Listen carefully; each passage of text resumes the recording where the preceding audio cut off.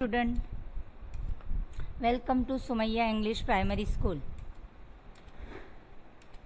Subject Marathi, Standard 7th. Chapter number 12, रोज निशी. रोज निशी का मतलब क्या होता है? रोज निशी का मतलब होता है डेली डायरी. जैसे हम डायरी लिखते हैं ना, डेली जो भी हमारे साथ रूटीन सुबह से लेकर शाम तक होता है उसे हम डायरी में नोट करते. बहुत लोगों की ये आदत होती है कि डेली जो वर्क होता है, जो दिन भर उनकी घटनाएं हैं, उनकी बातें हैं, वो डायरी में वो नोट करती. उसे कहा जाता है रोजनिशी. तो ये लेसन उसी के ऊपर है. रोजनिशी लिहिणारे माणसाला जीवनाकडे बघण्याची नवी दृष्टी मिळते. रात्री झोपण्यापूर्वी दिवसभरातील सर्व घडामोडीची नोंद आपण रोजनिशीमध्ये करत असतो. रोजनिशी कशी लिहितात हे विद्यार्थ्यांना समजावे. त्यांनी रोजनिशी लिहावी हे या पाठामागाचे प्रयोजन आहे. वैष्णवीचा रोजनिशीचे 4थे पान रिकामी आहे. त्यावर तुम्ही तुमची रोजनिशी लिहा. ये लेसन में ये बताया गया है कि इंसान अगर डायरी लिखता है तो उसे किस तरह से लिखना चाहिए. हमारे जो स्टूडेंट्स हैं अगर चाहते हैं कि डायरी लिखे तो किस तरह से लिखे, ये लेसन इसी माध्यम से लिखा गया है. और इसमें एक लड़की है जिसका नाम है वैष्णवी. इसने 3 जो पेज है उसने खुद के बारे में लिखा है. 4था पेज उसने छोड़ दिया है, वो आपको कंप्लीट करना है. वैष्णवीला एक नवीन छंद जडला आहे. ती नियमितपणे रोजनिशी लिहिते. तिने लिहिलेले 3 दिवसाची रोजनिशी वाचूया. वैष्णवी को एक नई आदत लगी है जो है डायरी लिखना, और उसने 3 दिन की बातें लिखी है. 4था पेज खाली रखा है, वो आपके लिए, आपको उसको फिलअप करना है.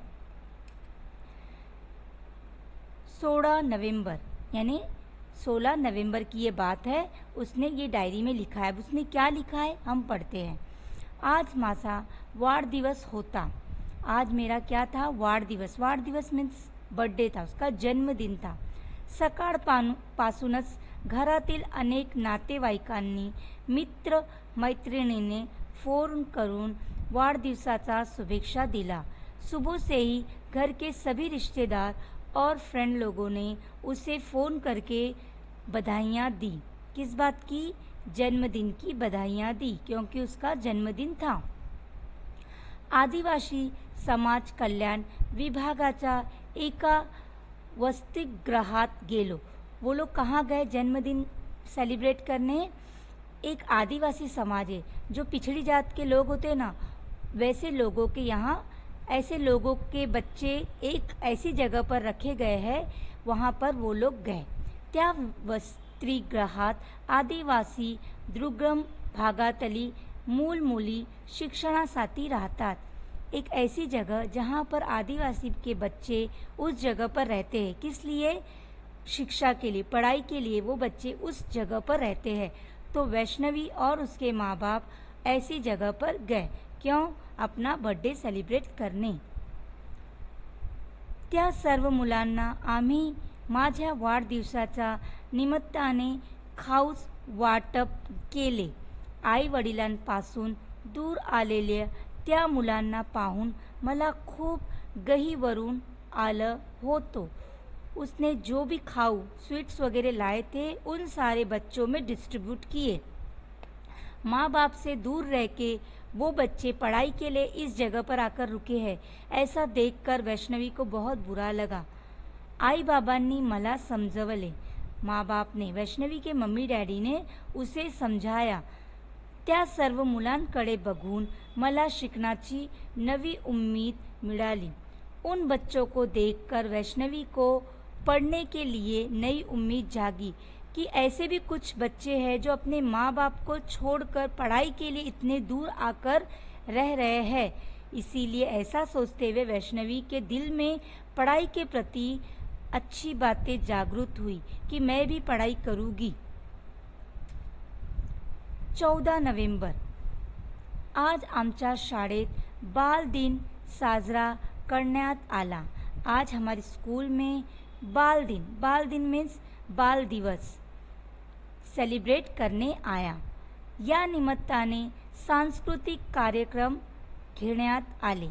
इस अवसर पे उन्होंने सांस्कृतिक कार्यक्रम करना स्टार्ट किया। सांस्कृतिक कार्यक्रम का मतलब होता है कल्चरल कार्यक्रम, प्रोग्राम जिसे कहते हैं। विद्यार्थ्यांनी वेशभूषा स्पर्धा घेण्यात आली। विद्यार्थी जो थे वेशभूषा स्पर्धा यानी फैंसी ड्रेस कंपटीशन वहाँ पर रखा गया और सारे बच्चे उस कंपटीशन में पार्टिसिपेट किए। शाळेतील मुलांनी पारंपरिक वेशभूषा धारण करून या स्पर्धेत भाग घेतले।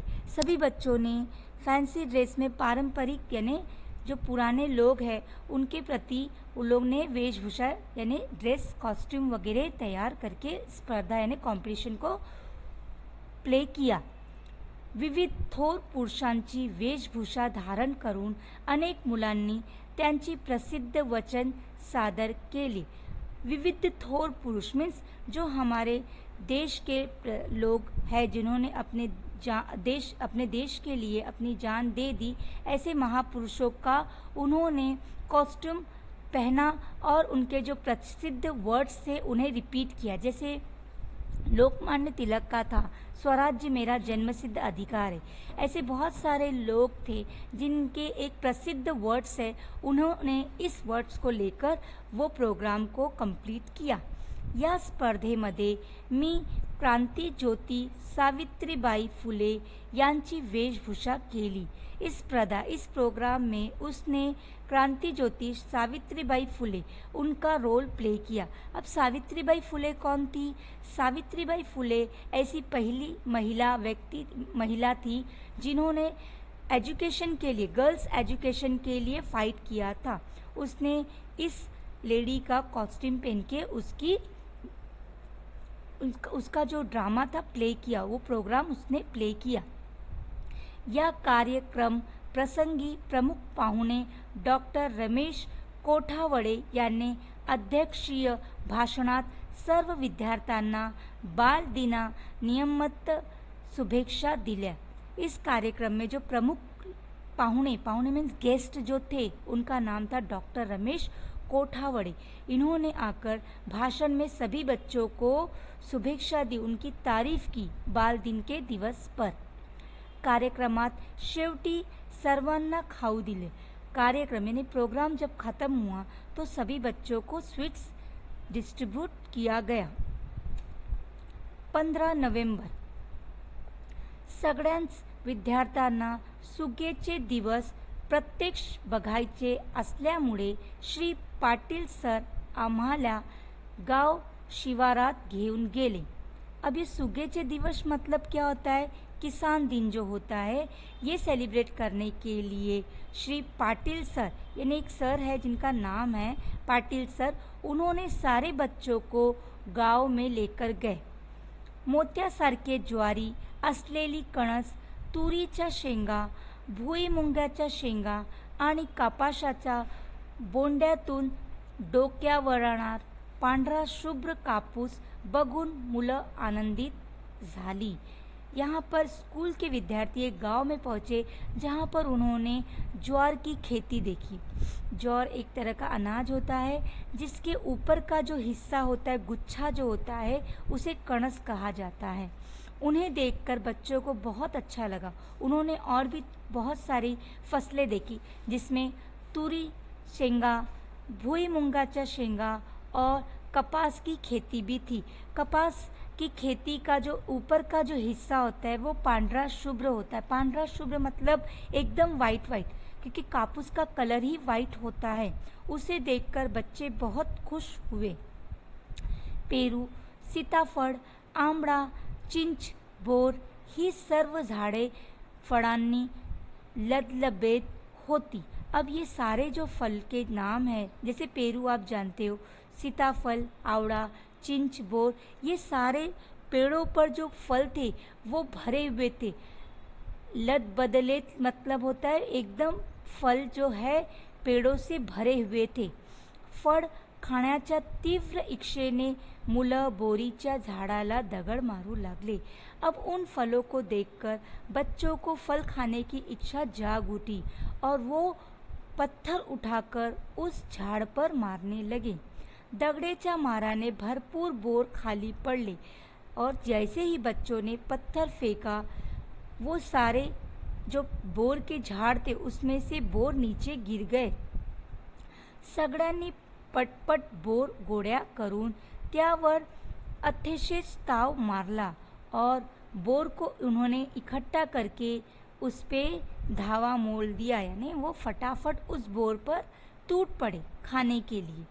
आंबट, गोड, तुरट अशा विविध चवींचा आस्वाद घेतला और स्वाद के यहाँ स्वाद के बारे में बताया गया। जैसे आंबट, आंबट यानी खट्टे होते, गोड मीन्स मीठा, तुरट, तुरट में एक अलग तरह का टेस्ट होता है जो ना खट्टे में होता है ना ही मीठे में होता है।